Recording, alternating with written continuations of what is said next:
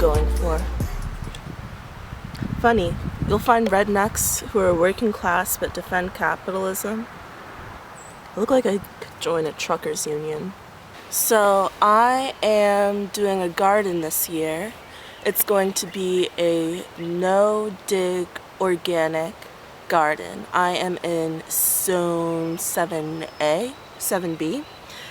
And this year I am naming my garden after Paul Robeson. He was an actor and singer in the 1940s, as well as activist, author, lawyer, and a very prominent figure in Hollywood during the McCarthyism era. He traveled to the Soviet Union multiple times, and they named a variety of tomato after him, Paul Robeson Tomato. It's a huge beefsteak tomato that is red and purple. So I want to talk a little bit about Paul Robeson, some of the work that he did, and why I want to continue his legacy of anti-imperialism and black liberation. And Paul Robeson did a lot of great work, not just for Black Americans, but he also was a friend of the Soviet Union. He said, "The answer to injustice is not to silence a critic, but to end the injustice." He also said, "I do not hesitate 1 second to state clearly and unmistakably I belong to the American resistance movement which fights against American imperialism." Like I said, was put on trial by the House Un-American Activities Committee. So Paul Robeson was a great anti-imperialist and friend of African nations who were influenced by colonial forces. June 1949, on the 150th anniversary of Alexander Pushkin's birth, he visited the Soviet Union and held a concert at Tchaikovsky Hall. While he was in the Soviet Union, he encouraged Soviet officials to meet with Itzhak Pfeffer. They had met earlier on July 8th, 1943 in the States at the largest pro-Soviet rally, which was the Jewish Anti-Fascist Committee. The committee's chair was Albert Einstein. Albert Einstein was also a communist. Wonder why they don't cover that in U.S. curriculum. While attending the World Congress Partisans for Peace on April 20th, 1949, Robeson said American blacks would not support the U.S. in the event of war with the Soviet Union after World War II. Subsequently, the House Committee of Un-American Activities would open a case against him using Jackie Robinson's testimony against Robeson. House Committee of Un-American Activities may be making a comeback very soon, seeing that we are entering an era of McCarthyism on crack. If you aren't familiar with McCarthyism, it's when they were going after socialists and communists who were vocal in Hollywood in the 40s and 50s. During the Cold War era, they didn't want actors unionizing or stage crew unionizing or having any sentiment that would support the working class. Dalton Trumbo was also put on trial. He wrote Johnny Got His Gun, or it was the movie that Metallica based their music video off of. The one music video was based off of Dalton Trumbo's movie, which is based off a book, came out in 1939, won the National Book Award.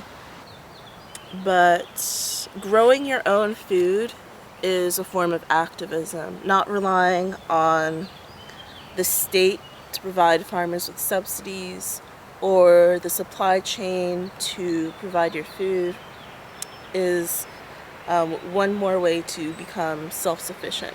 And self-sufficiency is the key to sovereignty.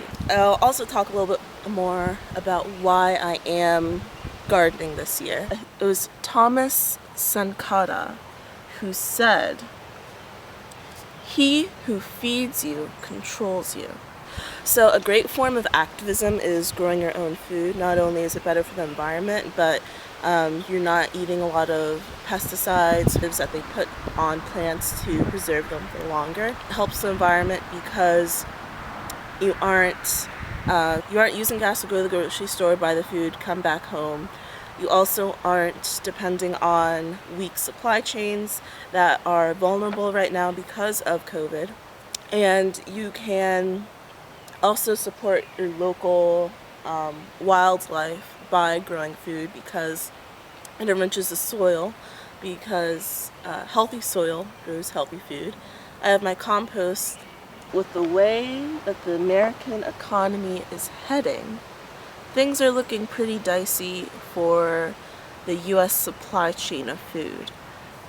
We get some of our food from outside of the states that can't be grown here, but the things that are grown inside the U.S., most of it is grown on big agriculture farms, which are owned by Monsanto. And there's also a U.S. weapons manufacturer that after World War II ended, they got into producing fertilizers. So I'm doing the no-till method of gardening. And I have my own compost pile. Composting also reduces waste that ends up in landfills and replenishes the soil. And I want to see how much of my own food can I grow. I'll show you the process of me preparing my no-till garden beds.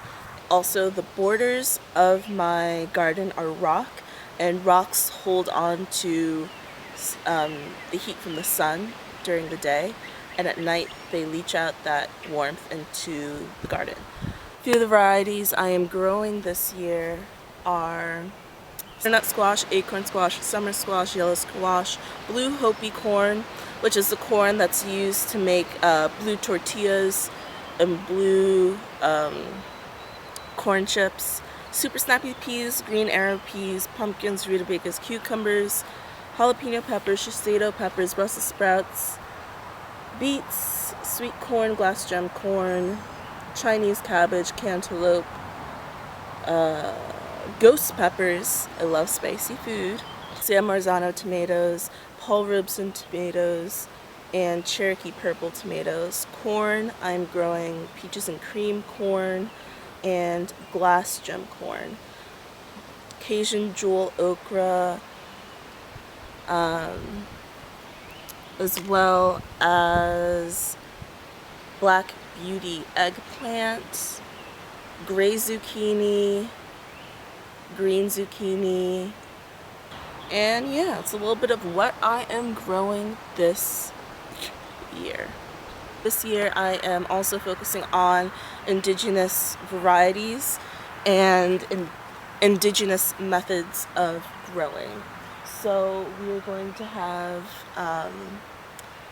the glass gem corn, blue Hopi corn, and peaches and cream corn. I'm all going to be growing using the Three Sisters method, which is companion planting,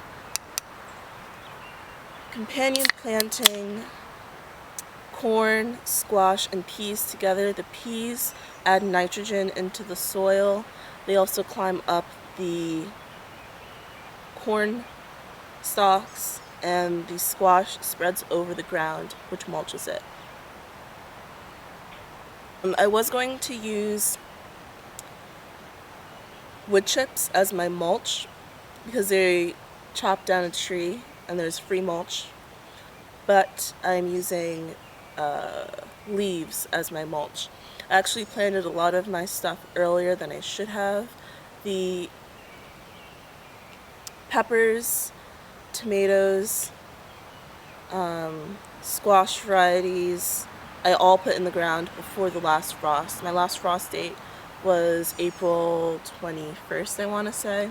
Zone 7B. I'm not at home in 7B right now, but when I give you a garden update, you can see all of my tomatoes and peppers and squash, and I also have done rutabagas, Swiss chard, and beets. My beets, carrots, and cauliflower I'm not too worried about because those are very cold hardy plants. They like the cold, grown in the cold, I'm told. I'm really looking forward to my Swiss chard, beets, carrots, and cauliflower because I know they like nights that go below freezing, even though we haven't recently had any nights below freezing. It's been about like high 30s to high 40s. That's the range that I'm growing in. But for my peppers and tomatoes, I covered those with mulch so that they stay warmer at night.